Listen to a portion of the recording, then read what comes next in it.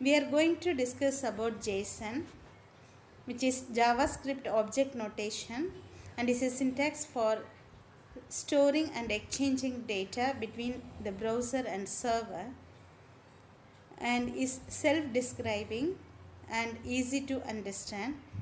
The most important is JSON is language independent.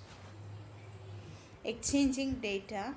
When exchanging data between a browser and a server, the data should be in text. Now JSON is text, and any JavaScript object can be converted into JSON and we can send it to server. And at the receiving end, any JSON can be converted into JavaScript objects. So there is no complicated parsing and translations. Sending data. If data stored in JavaScript object, it can be converted into JSON and sent it to server. So here we are going to discuss about an example how to send the data.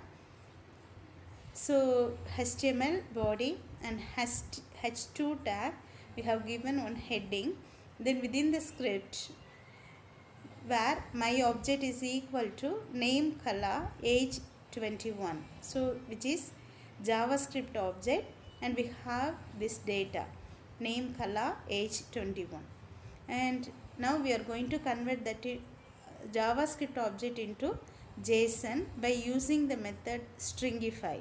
So where my JSON is equal to JSON.stringify of, you have to pass the JavaScript object as argument.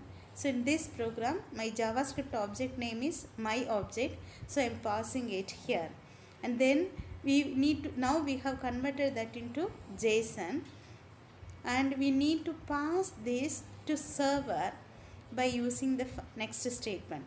Window.location is equal to demo.json.php, and question mark we have passed, that is x is equal to my JSON. So here in the query string we are passing this JSON object. So at the receiving end, by using get, you can access it and you can display it. So this is the example program.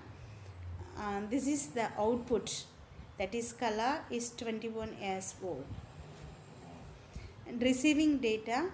So here we are going to discuss about the next example, how to receive the data and convert that into JavaScript object.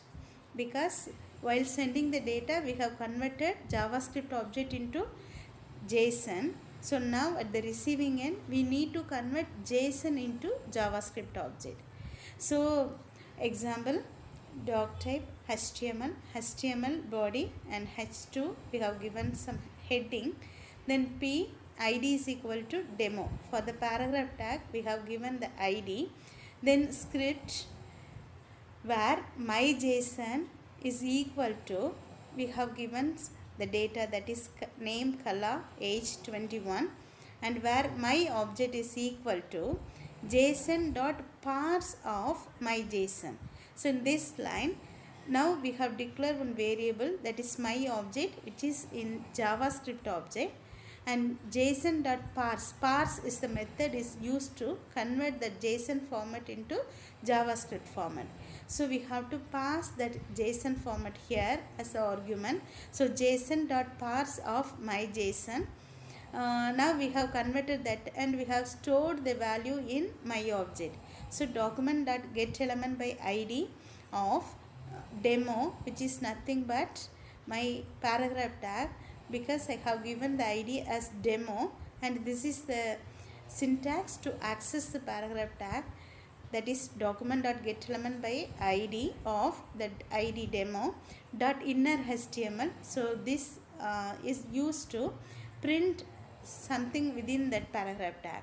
So is equal to, we have to give that my object name, and then you just close the script tag, body tag, then HTML tag. So the output of this program, the heading what you have given within the H2 tag, that is convert a string written in JSON format into a JavaScript object, and then the result, that is color, will be printed here. Now we are going to discuss some points, just comparison between JSON and XML because both are created for the same purpose. So which is best? So like that we are going to discuss. So both JSON and XML can be used to receive data from a server and send data to the server.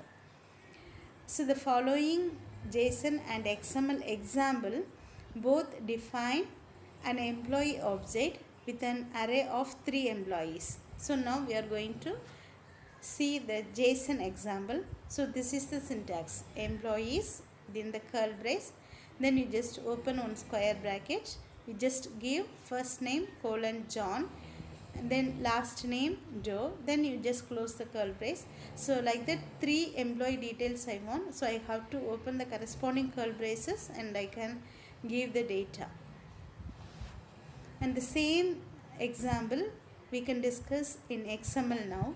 So in XML we should have the tags and customized tags, and then each XML program document should have the root element. So here the root element is employees, and within that you can declare many employee details.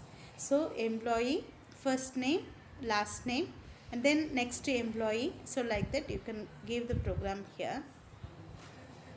JSON is like XML because what are all the similarities between JSON and XML?